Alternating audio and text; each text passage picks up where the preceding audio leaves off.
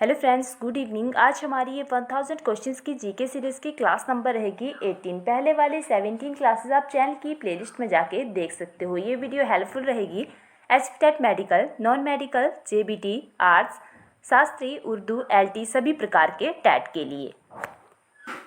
Question number 121, 2019 का साहित्य का नोबेल पुरस्कार किसने जीता? सही आंसर रहेगा ए, पीटर हांडके। पर अब जो आपसे क्वेश्चन पूछा जाएगा वो पूछा जाएगा 2021 का, क्योंकि ये 2019 के टाइम पेपर हुआ है तब वहाँ का क्वेश्चन आया हुआ था।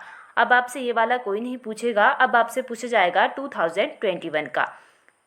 22 का क्यों नहीं? क्योंकि नोबेल पुरस्कार हर साल जो है वो 10 दिसंबर को दिए जाते हैं, तो 2022 का अभी दिसंबर आएगा, तो अब हमारे पास रह जाता है 2021।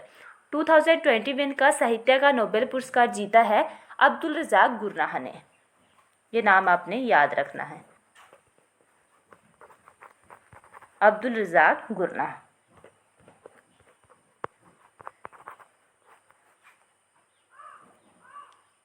नोबेल पुरस्कार को स्वीडिश वैज्ञानिक अल्फ्रेड नोबेल की याद में ईयर 1901 में शुरू किया गया था।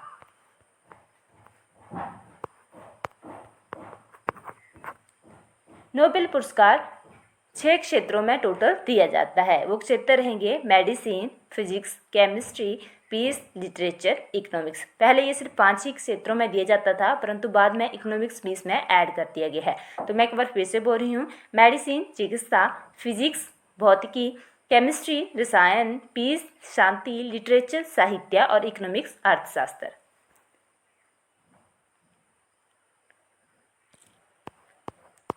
वन 122 केंद्र शासित प्रदेश लद्दाख के प्रथम उपराज्यपाल की शपथ किसने ली? उस टाइम के लिए करंट का क्वेश्चन था। सही आंसर रहेगा ए, राधाकृष्ण माथुर ने। 123 भारत के वर्तमान राष्ट्रीय सुरक्षा सलाहकार कौन है? सही आंसर रहेगा बी, अजीत डोभाल। 124 आर्य समाज के संस्थापक कौन है? सही आंसर रहेगा सी, स्वामी दयानंद। थोड़ा सा मैं आपको यहाँ से और बता देती हूँ। तो ये जो दयानंद सरस्वती है, इनका एक बहुत ही फेमस नारा है या वाक्य बोलो जो कि अक्सर टैट में ही पूछा जाता है। कॉम्पिटिटिव एग्जाम में अक्सर वो पूछ लिया जाता है, पर टैट में भी वो क्वेश्चन पहले पूछा गया है।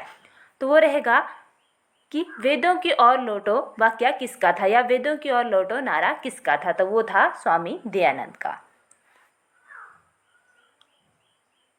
और अगर क्वेश्चन पूछा जाए कि आर्य समाज का नारा क्या था, ये जो मैंने वेदों की ओर लौटो बताया, ये सिर्फ जो है वो दयानंद सरस्वती जी का ही था। अगर पूरे आर्य समाज का नारा पूछा जाए तो वो है भारत भारतीयों के लिए, भारत भारतीयों के लिए, भारतीयों के लिए। तो ये दोनों आपने इनमें कंफ्यूज नहीं होना है, याद रखना है कि पूरे आर्य समाज का नारा था भारत भारतीयों के लिए, और स्वामी दयानंद सरस्वती जी का था वेदों की ओर लौटो। दयानंद सरस्वती जी का जन्म जो है वो गुजरात में 1834 में हुआ था। इनका मूल नाम जो था वो शंकर था। दयानंद ने सती प्रथा, बाल विवाह, पर्दा प्रथा का विरोध किया था। इनकी मृत्यु के बाद ही इनके एक शिष्य ने ही डीएवी जो स्कूल है उनकी स्थापना करी हुई है। तो डीएवी जो स्कूल है वो इन्हीं के द्वारा स्टार्ट किए हुए हैं, आर्य समाज के द्वारा ही। तो इनकी मृत्यु हो गई थी, उसके बाद इनका एक शिष्य था हंसराज, उन्होंने डीएवी दयानंद एंग्लो वैदिक कॉलेज की स्थापना की थी उस टाइम। बाद में फिर यहाँ इनके नाम पे जो है वो स्कूल भी चल पड़े थे, क्योंकि आप देखते होंगे बहुत से अभी भी डीएवी स्कूल हैं, तो इन्हीं के टाइम के स्टार्ट किए गए हैं। 125 भोपाल गैस त्रासदी के समय किस गैस का रिसाव हुआ था? सही आंसर डी, मिथाइल आइसोसाइनेट। कब हुआ था ये? तो ये बोल लीजिए आप 2 या 3 दिसंबर को 1984 में। तो कहीं पे कभी पेपरों में 2 दिसंबर आएगा, कभी 3 आता है। तो 2 दिसंबर और 3 दिसंबर दोनों आपने याद रखने हैं। जो भी आपको देखने को मिले वो आपने वहाँ पे टिक कर देना है। खुद भी इसका आपने देख लेना है वैसे एग्जैक्ट सा क्या है, क्योंकि मैक्सिमम जो है वो आप बुक्स पे पढ़ लो या कहीं ऐसे पढ़ लो, 2 और 3 दोनों ही इसके लिए आंसर दिए जाते हैं। 126 तवांग बौद्ध मठ भारत के किस राज्य में है? सही आंसर रहेगा बी, अरुणाचल प्रदेश में। 127 एशियन विकास बैंक का मुख्यालय कहाँ है? सही आंसर ए, मनीला में, और मनीला जो है वो फिलीपींस की कैपिटल है। 128 दिल्ली के चांदनी चौक में लॉर्ड हार्डिंग पर बम फेंकने का अद्भुत साहसिक कार्य को किसने अंजाम दिया? सही आंसर रहेगा ए, रास बिहारी बोस। 129 डेमोग्राफी ज्ञान की किस शाखा का नाम है? सही आंसर रहेगा डी, जनसंख्या का अध्ययन। 130 चंद्रमा की रोशनी को धरती पर पहुंचने में कितना समय लगता है? सही आंसर रहेगा इसके लिए ए, 1 मिनट 3 सेकेंड। और अगर सूरज की रोशनी का पूछा जाए तो वो रहेगा 8 मिनट 20 सेकेंड। कहीं पे 20 सेकेंड लिखा होता है और कहीं पे 8 मिनट 16 सेकेंड लिखा होता है, तो ये दोनों ही आपने याद रखना है। रहेगा 1 मिनट ही, कहीं पे 16 सेकेंड है, कहीं पे 20 है, कहीं पे 19 सेकेंड है, तो ये आपने याद रख लेने हैं। मेनली जो आपको देखने को मिलेगा ये मिलेगा, या फिर कहीं कहीं ये भी मिल जाएगा। अब नेक्स्ट क्वेश्चन रहेगा, किस नदी को तिब्बत में त्सांगपो के नाम से जाना जाता है? सही आंसर रहेगा ए, ब्रह्मपुत्र। 91 लवी का मेला किस स्थान पर होता है? सही आंसर रहेगा सी, रामपुर में। रामपुर है शिमला में। मैं आपको साथ में ही शिमला के अन्य मेले भी यहाँ पे ही बता देती हूँ।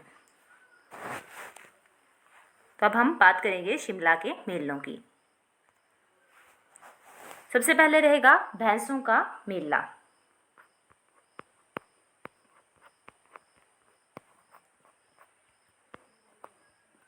ये होता है शिमला के मशोबरा में।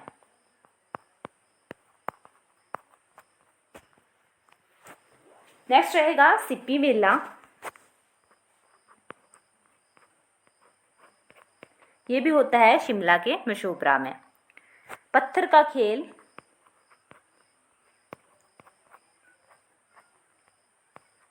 शिमला के हलोग में। फाग मेला ये होता है शिमला के रामपुर में। रामपुर RC लिख रही हूँ मैं शॉर्ट में। उसके बाद रहेगा रोहड़ू मेला। वो आप सभी को पता है कि शिमला में है रोहड़ू, तो वो रोहड़ू में ही होगा। पूर्व मेला ये होता है शिमला के कोटखाई में।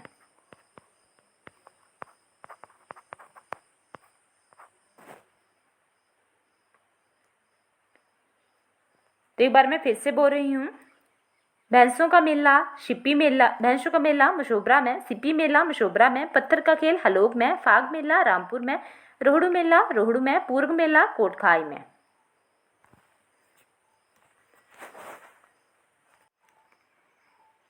इंद्राहार दर्रा किसे जोड़ता है? सही आंसर रहेगा इसके लिए बी, चंबा कांगड़ा को। एग्जैक्टली चंबा के भरमौर व कांगड़ा को। इसके साथ में मैं आपको बता देती हूँ, निकोड़ा दर्रा और सिंगूर दर्रा, ये भी दोनों जो है वो कांगड़ा और भरमौर के बीच है, मतलब कांगड़ा और चंबा के ही बीच में है। 93 कंदरौर पुल किस नदी पर बना है? सही आंसर रहेगा सतलुज। है कहाँ है ये है डिस्ट्रिक्ट बिलासपुर में। 94 हिमाचल प्रदेश स्कूल शिक्षा बोर्ड स्थित है। इसका आंसर आप लोग मुझे दोगे, तो कमेंट जरूर करें। जो जो वीडियो देखेंगे आज उन्हें सर्च करने की ज़रूरत भी नहीं है, किसी बुक को देखने की ज़रूरत भी नहीं है, तो ज़रूर जो है इस क्वेश्चन का आंसर कमेंट करके बताएं। 95 हिमाचल प्रदेश में स्वर्ण जयंती ग्राम स्वरोजगार योजना कब शुरू हुई? सही आंसर रहेगा बी, 1999 में। 96 हिमाचल प्रदेश नेहरू कुंड कहाँ पर है? तो हिमाचल प्रदेश में नेहरू कुंड जो रहेगा, सही आंसर रहेगा इसके लिए, वैसे तो मैंने आपको ये टॉपिक करवा ही दिया है, तो वहाँ पे ये पूरा ही जो हिमाचल प्रदेश के महत्वपूर्ण स्थान है वो संस्थान है, ये सारा का सारा टॉपिक मैंने करवा दिया है। क्योंकि इस सीरीज़ में मैं 20 क्वेश्चन करती हूँ। इन क्वेश्चन से रिलेटेड जितनी भी एक्स्ट्रा इन्फॉर्मेशन होती है वो सारी आपको बताती हूँ। और उसके बाद जो है डेली का हम एक टॉपिक भी करके चलते हैं, मतलब आधा अगर बड़ा होता है तो आधा आधा करते हैं, नहीं तो डेली का एक टॉपिक भी कर लेते हैं। तो ये स्थान व संस्थान वाला मैंने आपको करवा दिया है। तो ये है मनाली में। और भी बता देती हूँ, कुल्लू के स्थान व संस्थान अगर बात आई है बीच में तो वो रहेगा Roerich art gallery. Roerich art gallery ये है कुल्लू के नगर में।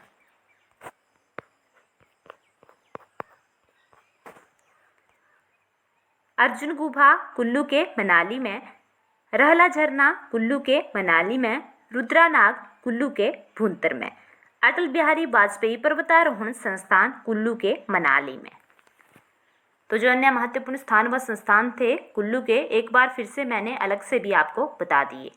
तो इस टॉपिक को महत्वपूर्ण समझिए क्योंकि यहाँ से क्वेश्चन बनने की पूरी संभावना रहती है। 97 हिमाचल प्रदेश में लोकसभा की कितनी सीटें हैं? तो लोकसभा की हैं 4। अगर राज्यसभा की पूछे जाएँ तो वो है 3, और अगर विधानसभा की पूछा जाए तो वो रहेगी हमारे पास 68। तो इनको ऐसे क्रम में याद कर लो, 3, 4 और 68। फिर से बोल रही हूँ, लोकसभा की रहेगी 4, राज्यसभा की 3 और विधानसभा की 68। 98 पहाड़ी गांधी के नाम से किसे जाना जाता है? सही आंसर रहेगा बी, बाबा कांसीराम को। इनसे अक्सर एग्जाम्स में क्वेश्चन पूछे जाते हैं, तो इनके बारे में थोड़ा सा एक्स्ट्रा इन्फॉर्मेशन आपको दे देती हूँ। बाबा कांसीराम जी का जन्म जो है वो हुआ था 11 जुलाई 1882 को।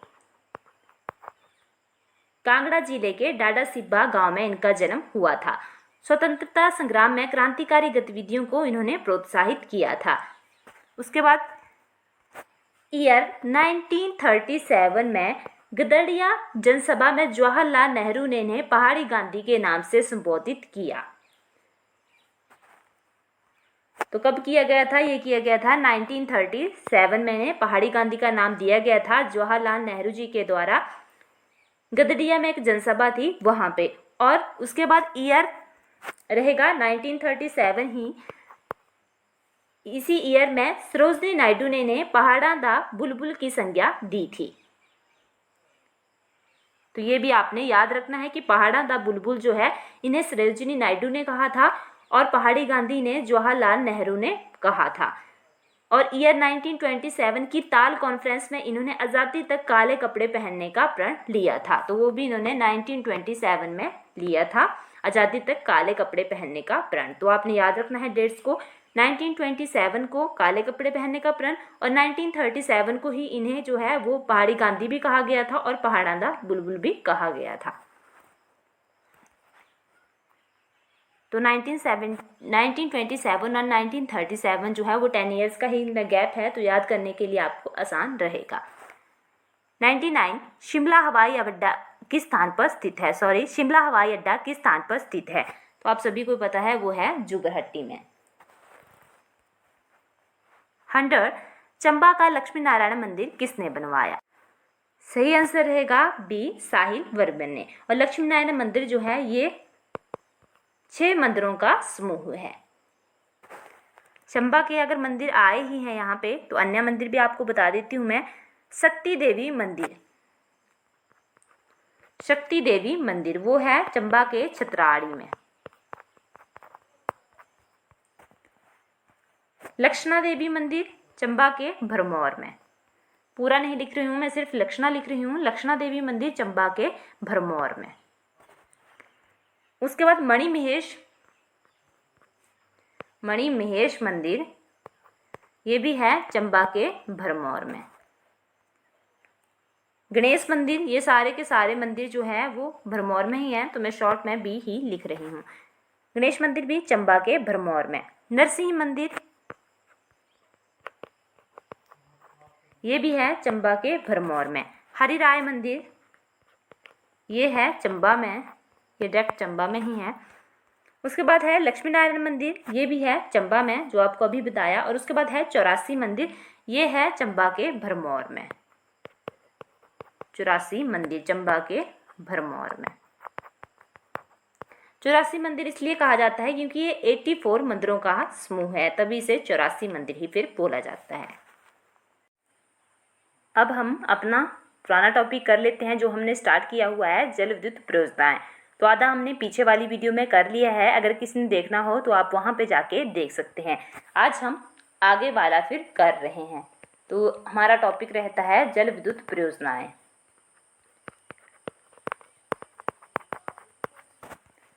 तो बात करते हैं चंबा की।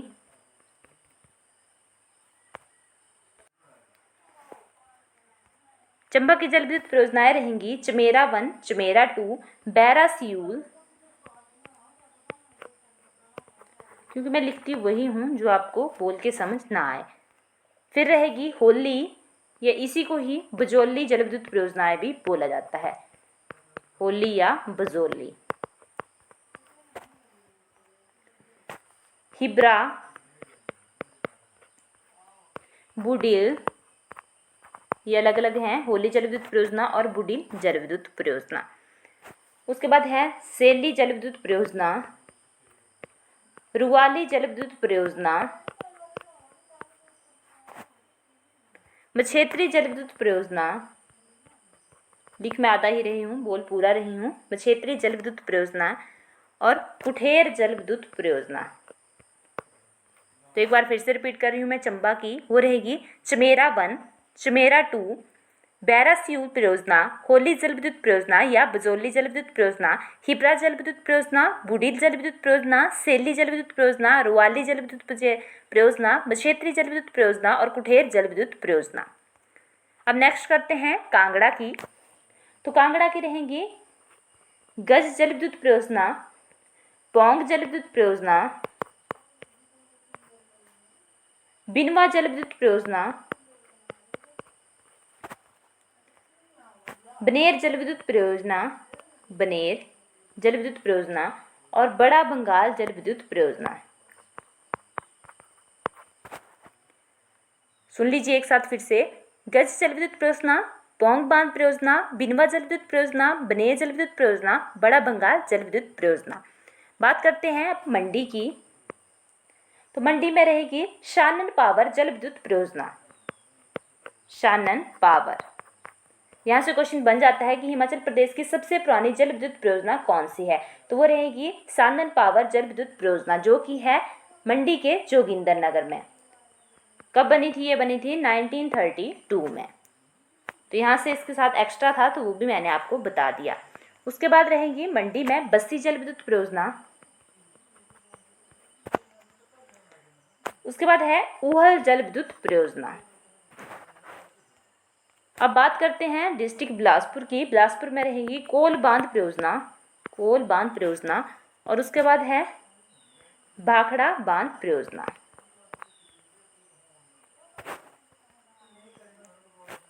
अब बात करते हैं सिरमौर की। सिरमौर में रहेगी हमारे पास गिरी बाटा जल विद्युत परियोजना। गिरी और बाटा जो हैं वैसे भी ये यमुना की सहायक नदियां हैं। तो आपको पता है कि यमुना जो है वो सिरमौर की मुख्य नदी रहेगी, तो वैसे भी आप याद रख सकते हो क्योंकि याद रखने के कई ट्रिक रहते हैं। गिरी बाटा हो गई, रेणुका हो गई, रेणुका जल विद्युत परियोजना, या इसे ही भगवान परशुराम सागर परियोजना भी बोला जाता है, और है यमुना जल विद्युत परियोजना। तो ये तो आप याद रख ही सकते हो। और लास्ट रहेगी हमीरपुर का। तो हमीरपुर की रहेगी धौला सिद्ध जल विद्युत परियोजना, धौला सिद्ध जल विद्युत परियोजना। तो हमने आज ये टॉपिक भी खत्म कर दिया है, जल विद्युत परियोजना वाला भी।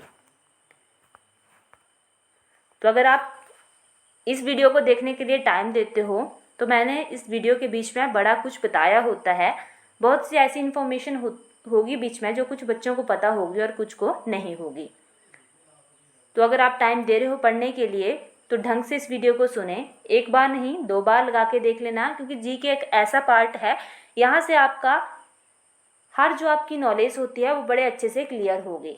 किसी भी एग्जाम में बैठ जाओ आपको जीके जो है वो देखने को मिल ही जाएगी। मैक्सिमम एग्जाम में जीके पार्ट तो रहता ही रहता है।